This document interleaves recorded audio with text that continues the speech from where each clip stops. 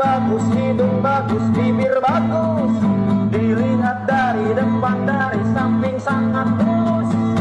Tapi sayang, kelakuan kayak setan, tak ganti jantan, tak terlewatkan setiap weekend. Mengapa banyak orang nakal itu cantik?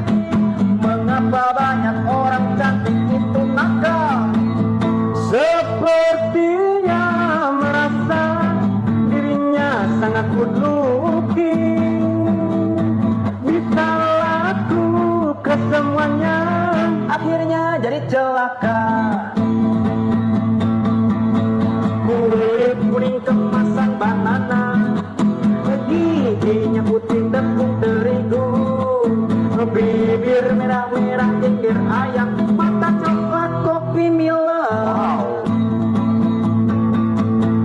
Kenapa kau mau didiskonin? Tolong, hidup mau jadi sampah. Jangan bangga bisa ganti-ganti jantan, apalagi sampai di unboxing.